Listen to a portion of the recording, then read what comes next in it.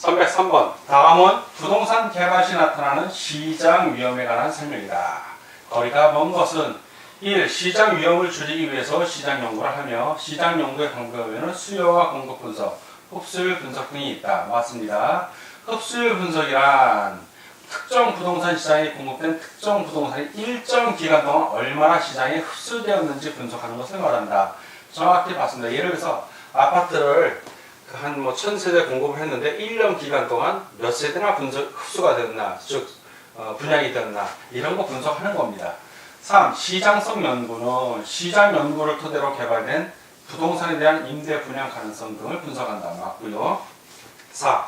흡수율 분석의 결과 흡수 시간이 길수록 당해 부동산에 대한 수요가 많다는 의미가 된다. 이거는 문장을 하려면 이해를 하시면 돼요. 예를 들어서 아파트를 1000세대를 분양을 했어요. 자, 그래 1년 동안 분양을 했는데 이 1000세대가 1년 동안 1년 동안이 아니라 다 분양되는데 2년이 걸렸어요. 자, 그리고 1000세대가 다 분양되는데 1년이 걸렸어요. 자, 어느 게 더 흡수하는 시간이 길게 걸린 겁니까? 2년 걸리는데 시간이 1년보다 걸린 거예요. 오래 걸린 거예요. 그러면 1년보다 2년이 수요가 적다는 걸 의미하죠. 1년 만에 분양이 다 됐다는 얘기는 수요가 많다는 거고 2년 만에 분양이 됐다는 얘기는 1년보다 수요가 적은 겁니다. 자, 그러면 흡수 기간이 길수록 해당 부동산에 대한 수요는 적다는 걸 의미하는 겁니다. 이게 틀렸네요. 5번. 수요 분석을 통해서 부동산 시장의 유효 수요를 추측하여 계산하고 공급 분석을 통해서 기존 공급과 장래 공급을 조사한다. 맞는 얘기입니다. 다 오고 하나만 X, 거리가 먼 것이니까 답은 4번이 되겠습니다. 자, 304번 문제를 풀도록 하겠습니다. 304번 부동산 개발에 관한 옳은 설명으로 묶인 것은 자 19의 기출문제였고요. 기억 시장성 분석은 개발된 부동산이 현재나 미래의 시장 상황에서 매매 임대될 수 있는 가능성 정도를 조사하는 것을 말한다. 그렇죠. 시장성이 있나 없나? 맞습니다. 두 번째, 개발 사업에 대한 타당성 분석의 결과가 동일하다 하더라도 분석된 사업안은 개발업자에 따라 채택될 수도 있고 그렇지 않을 수도 있다. 그렇죠. 개발업자가 얼마큼 요구 순위를 따지냐에 따라 달라질 수도 있고 아니면 그 사람이 갖고 있는 자본의 능력에 따라서도 달라질 수가 있습니다. 맞는 얘기 하고요. 디귿, 흡수율 분석의 궁극적인 목적은 과거 및 현재의 추세를 정확하게 파악하는 데 있다. 정확하게 파악하는 건 맞아요. 근데 이게 궁극적인 목적이 아니라 파악을 해서 뭘 하냐? 앞으로 있을 미래 또는 현재 또는 미래에 본인들이 공급하려는 그 부동산의 흡수율을 추세를 알아보려는 데 있는 겁니다. 요걸로만 끝나는 게 아니라 그 이유까지 알아본다는데 궁극적인 목적이 있는 건데 여기서 끝났기 때문에 틀렸습니다. 리을 개발 사업에 있어서 법적 위험은 토지 이용 규제, 이건 공적인 규제입니다. 부동산 공법에 나오죠. 공법적인 측면이고 소유권은 민법에 나오는 사법적인 측면입니다. 이건 사법적인 이거 바뀌어 있는 내용이 발생할 수 있는 위험을 말한다. 이거 틀렸어요. 공법 사법이 바뀌어 있습니다. 위험 개발의 단계 중 예비적 타당성 분석은 개발 사업으로 예상되는 수익과 비용을 계략적으로 계산하여 수익성을 검토하는 것이다. 그렇죠. 예비적 타당성 분석이기 때문에 그렇습니다. 맞습니다. 그러면 기역, 니은, 미음. 옳은 걸로 묶인 거니까 기역, 니은, 미음. 3번이 정답이 되겠습니다. 다음 5번 문제를 풀도록 하겠습니다. 다음은 부동산 개발의 과정에 대한 설명이다. 거리가 먼 것은 1. 예비적 타당성 분석 단계는 개발 사업의 수익과 비용을 계략적으로 분석하는 단계이다. 맞고요. 두 번째, 타당성 분석 단계는 복합적 측면에서 개발 사업의 타당성을 구체적으로 분석하는 단계이다. 맞습니다. 세 번째, 부지 매입 단계는 개발 사업의 목적을 이룰 수 있는 최적의 부지를 선정 매입하는 단계이다. 그렇죠. 부지를 매입하는 거니까. 네 번, 건설 단계는 대상 부지를 상대로 물리적인 공간을 창조하는 단계다. 즉, 건축한다는 얘기입니다. 자, 다섯 번째, 마케팅 단계는 계량물을 임대 처분하는 단계이며 완공 후에 마케팅을 한다. 마케팅 단계가 비록 맨 뒤에 나온다 할지라도 마케팅 단계는 맨 뒤에 있을지 모르지만 마케팅을 하는 거는 완공 후가 아니라 개발 초기부터 하는 겁니다. 이게 틀렸죠? 자, 그러니까 305번의 답은 5번이 되는 것입니다. 다음 306번 문제를 보도록 하겠습니다. 306번. 다음은 부동산 개발의 타당성 분석에 관한 설명이다. 틀린 것은 1. 타당성 분석 단계를 실행 가능성 분석 및 디자인 단계라고도 합니다. 하며 경제적, 기술적, 법적 측면의 모든 타당성을 분석한다. 맞습니다. 두 번째, 경제적, 기술적 타당성은 시장 분석에 의해서 이루어지면, 이거 오타 나갔네요. 법적입니다. 법적, 기술적 타당성. 그리고 경제적 타당성은 경제성 분석에 의해서 이루어진다. 맞습니다. 3번, 부동산 시장의 타당성 분석은 경제성 분석 후에 시장 분석을 하여 최종 투자를 결정한다. 좀 이상하죠? 시장 분석을 한 다음에 경제성 분석을 하는 거죠. 이게 잘못되어 있네요. 4번, 시장 분석은 개발 사업이 부동산 시장에 채택할 수 있는 사업인지를 평가하는 분석이다. 맞습니다.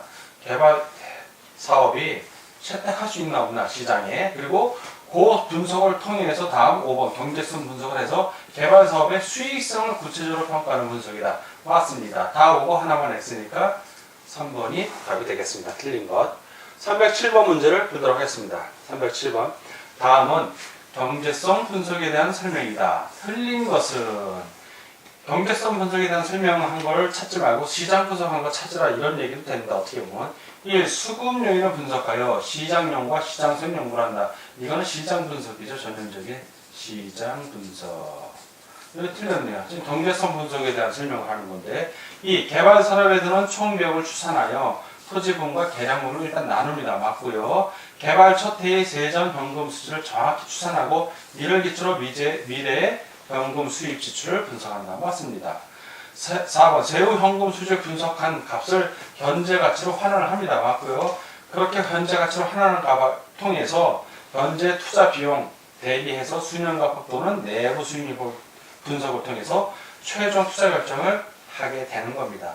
자, 2, 3, 4는 다 경제성 분석에 대한 내용. 1번만 시장 분석. 틀린 거니까 답은 1번이 되겠습니다. 이런 문제는 설명이다. 거리가 먼 것은 이렇게 시험 문제를 내도 됩니다. 다음은 308번 문제를 보겠습니다. 다음은 부동산 개발의 타당성에 관한 설명이다. 거리가 먼 것은 1. 타당성 분석은 시장 분석 후에 경제적 분석이 진행됩니다. 순서가 이렇다는 거고요. 두 번째, 맞고, 시장 분석은 특정 지역에서 특정 부동산이 시장에서 채택될 가능성을 분석하는 것이고, 그렇죠. 시장 분석은 그런 거고, 경제성 분석은 수익성입니다. 특정 부동산의 수익성을 분석하는 것이다. 정확하게 설명하고 있습니다. 3번, 시장 분석의 진행 과정은 먼저 시장 지역을 획정, 구획을 정한다는 얘기고, 지역 경제 기반을 분석을 합니다. 어떤 경제 기반이 되어 있는지, 그리고 수급, 수요와 공급의 요인을 분석해서 수요와 공급을 분석합니다. 이게 시장 분석의 과정입니다.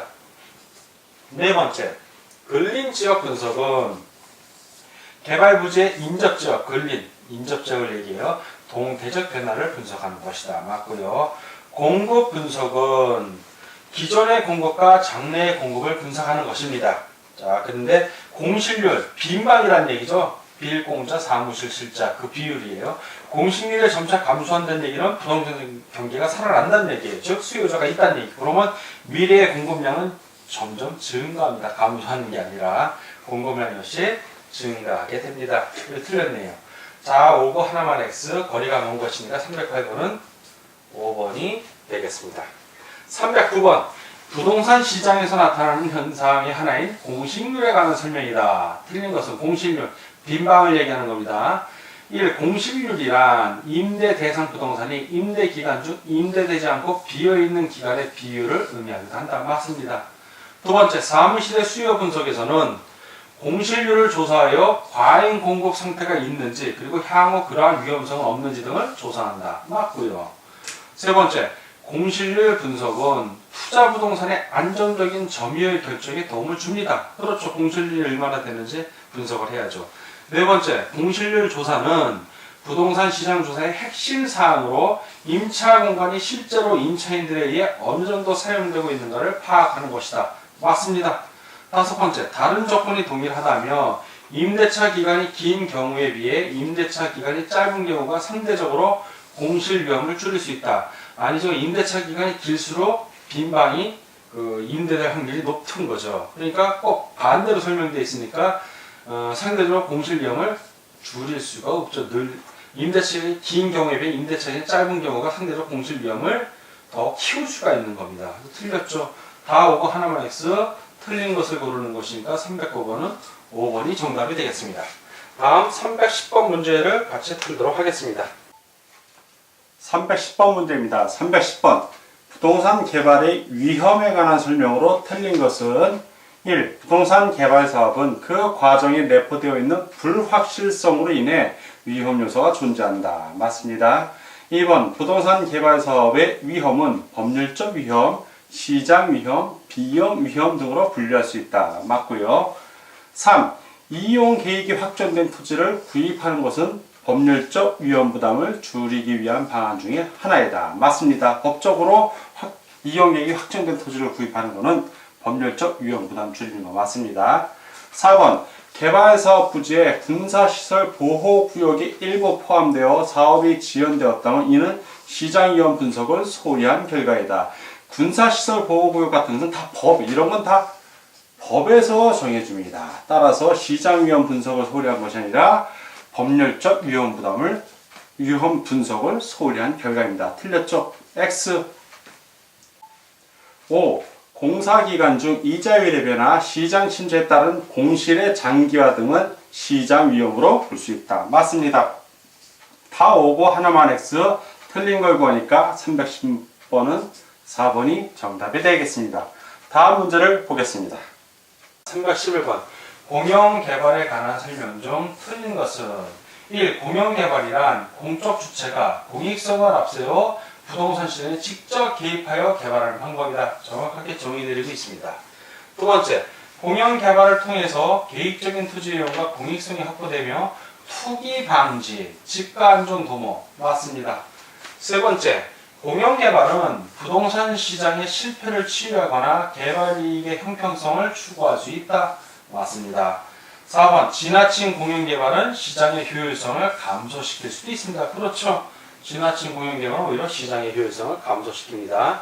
5번, 공영개발에 따른 수용 시 토지 수용하는 경우입니다. 수용 부동산에 대한 보상은 시장 가격에 의함으로 사유재산권은 보호된다. 얼마나 좋겠습니까? 시장 가격 개발된다 그러면 가격이 확 올라요. 그러면 그 가격대로 해주면 사람들이 불만이 없죠. 그런데 공영개발하면 꼭 주민들이 데모하고 난리가 납니다. 왜 그럴까요? 시장 가격대로 안 해주는 거예요. 뭘로 한다? 이 수용할 때 그 가격은 뭘 표준지 공시지가예요. 표준지 공시지가. 자, 표준지의 공시지가는 매년 연초에 국토해양부 장관이 공시합니다. 근데 개발은 중간에 되잖아요. 그러니까 표준지 공시지가 갖고는 이미 오른 가격을 반영을 못하니까 그 사유재산권이 보호되는 게 아니라 오히려 사유재산권 침해 문제가 발생하는 겁니다. 틀렸죠? 그래서 틀린 것은 다 동그라미 하나 X니까 311번은 5번이 정답이 되겠습니다. 다음 312번 문제입니다. 다음은 토지 개발에 있어서의 토지 보존에 대한 설명이다. 가장 거리가 먼 것은 1. 현장 자원, 토지의 현장 자원은 가공을 안 한 상태입니다. 현장 자원으로서의 토지란 생산 과정을 거치지 않은 거예요. 거쳤다고 했네. 그래서 틀렸네. 자, 이 현장 자원이라는 것은 인위적 생산 과정을 거치지 않고 그냥 그 있는 그대로 사회적 이익을 제공한 토지를 말합니다. 자, 1번은 틀렸고 2번 상품 자원은 시장의 힘에 의하여 뒷받침되지만 현장 자원은 그 공공재적 성격상 가치를 충분히 반영하는 시장의 힘을 가지지 못한다. 맞는 얘기입니다. 현장 자원은 그 사회적 가치에 상용하는 정부의 정책적 배려에 의해서 보존되어야 한다. 그렇죠. 산림 같은 거 보존하지 않습니까? 4번 일반적으로 공공재의 주요 추정은 매우 어려우며 현장 자원의 경우에는 결정의 비가역성, 규모의 경제, 선택, 수요 등 수요 추정에 있어서 어려움이 있다. 맞습니다. 공공재가 그 추정하기가 참 어렵다는 얘기입니다. 공공재를 만들어야 되는데. 5번 수도권의 개발 제한 구역이나 공원 녹지의 의의를 단순한 확산 억제에 국한시키는 것은 현장 자원으로서의 사회적 가치를 과소평가하는 것이다. 그렇죠. 개발 제한 구역이나 공원 녹지 같은 게 물론 도시가 확산되는 거 억제하기도 합니다만 그 자체로 관광자원 역할을 한다든가 도시에 녹지를 제공해서 사람들이 휴식 공간을 제한한다든가 이런 사회적 가치가 있습니다. 그걸 과소평가하는 것이 되기 때문에 맞는 질문입니다. 다 오고 하나만 x 가장 거리가 먼 것이니까 312번의 답은 1번이 되겠습니다.